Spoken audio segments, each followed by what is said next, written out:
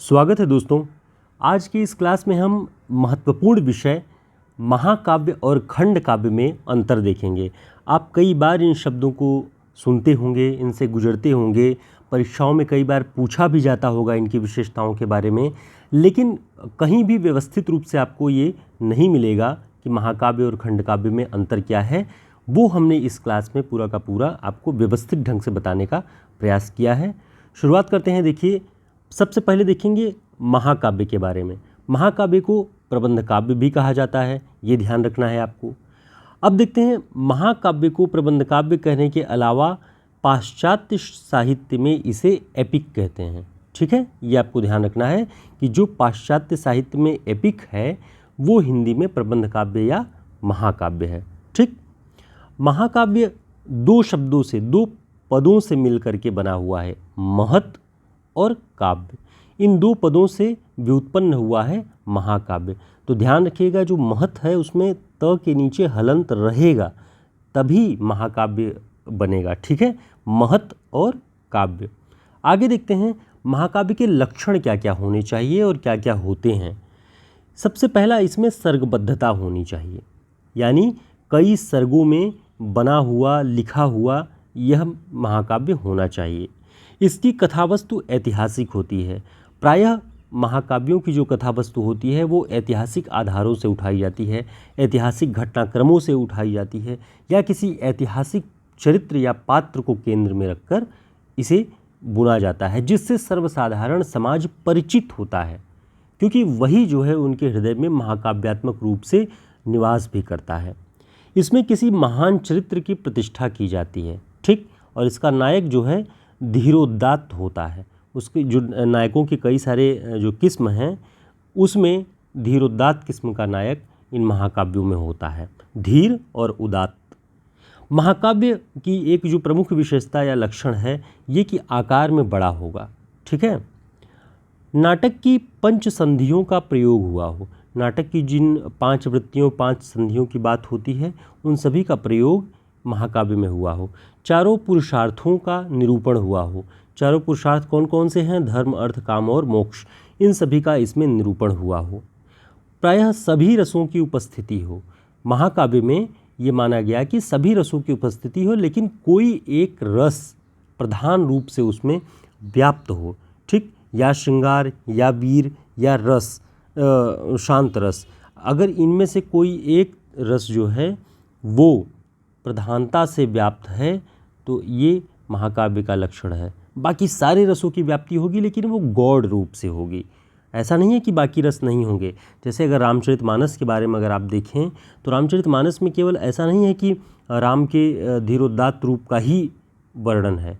राम के तेजस्वी, पराक्रमी, दयालु, सेवक, शिष्य, इस तरह के कई जो इन सभी रूपों में उनके जो भाव आते हैं, उन सभी रसों का आपको चित्रण दिखाई देगा। लेकिन कोई एक पक्ष, एक रस उसमें श्रृंगार, वीर या शांत, कोई एक ऐसा होगा जो प्रधान रूप से व्याप्त होगा।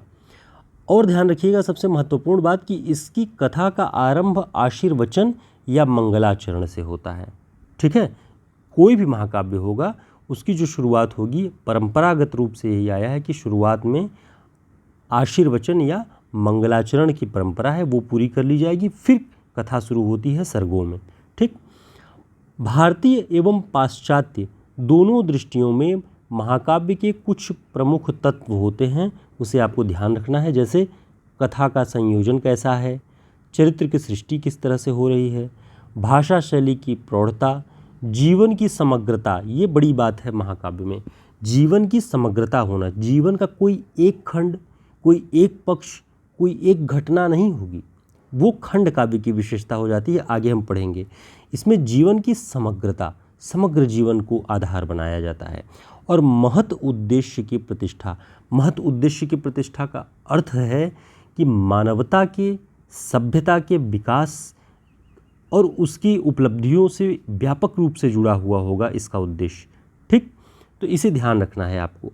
आगे हम देखते हैं कि कौन कौन से प्रमुख महाकाव्य हिंदी में हैं। तो हिंदी का जो आरंभिक महाकाव्य माना जाता है पृथ्वीराज रासो चंद्रबरदाई जी का, जायसी का पद्मावत, तुलसी का रामचरितमानस, हरिऔध का प्रिय प्रवास, मैथिली शरण गुप्त का साकेत, जयशंकर प्रसाद का कामायनी, उर्वशी दिनकर की, ये सारे जो हैं महाकाव्यों की श्रेणी में आते हैं। तो ये आपको ध्यान रखना है।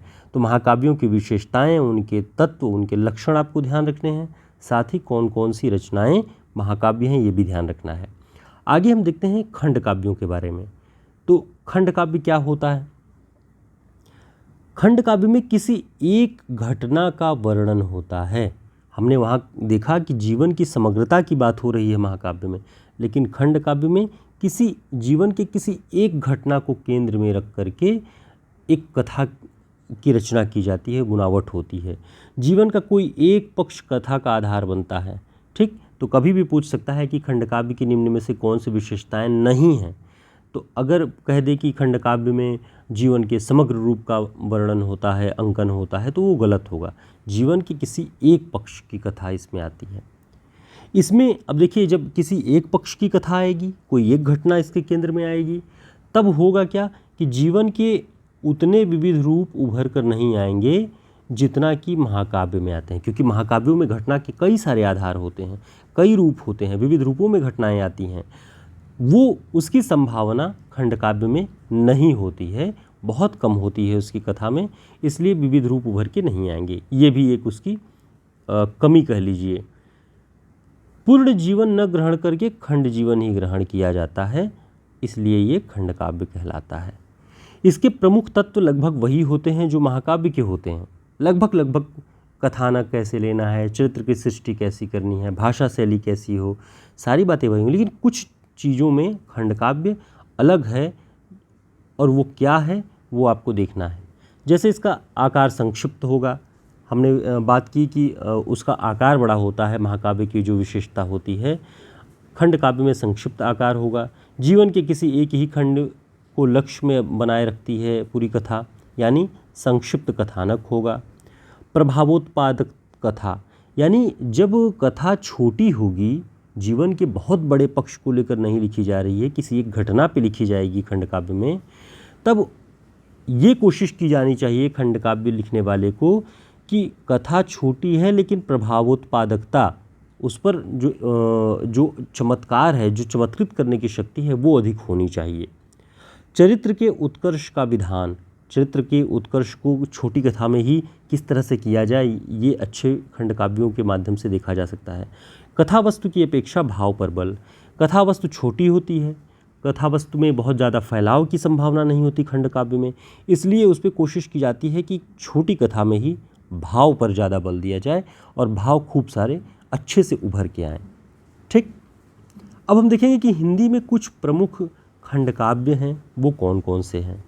जैसे अब्दुल रहमान का संदेश राशक, नरपतनाल का बीसलदेव रासो, कुतुबन का मृगावती, मंझन का मधुमालती, उस्मान का चित्रावली, धर्मवीर भारती का कनुप्रिया, नरेश मेहता का संशय की एक रात। तो हमने आदिकाल से लेकर के आधुनिक युग तक के कुछ महत्वपूर्ण खंड काव्यों की बात आपके सामने की, उनके नाम बताए कि ये खंड काव्य की कोटि में आते हैं। तो दोस्तों, हम आज खंड काव्य और महाकाव्य के प्रबंध काव्य और खंड काव्य, एक तरह से इनके बीच अंतर को पढ़ रहे थे और हमने उनकी विशेषताओं, लक्षणों और तत्वों को देखा। इस तरह के सारे प्रैक्टिस सेट, सारे महत्वपूर्ण पॉइंट्स आपको हमारे हिंदी साहित्य के शॉर्ट नोट्स में मिल जाएंगे, जो सभी परीक्षाओं की दृष्टि से, चाहे वो किसी भी स्तर की परीक्षा हो, बहुत महत्वपूर्ण होगा। और इसकी एक जो विशेषता है कि आप एक बैठक में पूरा का पूरा इसे रिवाइज़ कर सकते हैं परीक्षाओं के टाइम में। तो आप इसकी PDF या फिर प्रिंट, जो भी आपको उचित लगे, आप हमारे इस नंबर पे संपर्क करके ऑर्डर कर सकते हैं। आपको प्रिंट बुक 1 सप्ताह में लगभग डिलीवर हो जाती है बाय पोस्ट। तो फिर मिलते हैं एक नए वीडियो में एक नए टॉपिक के साथ। तब तक के लिए नमस्कार, शुभकामनाएं। चैनल को सब्सक्राइब कर लीजिए, वीडियो को लाइक कर दीजिएगा।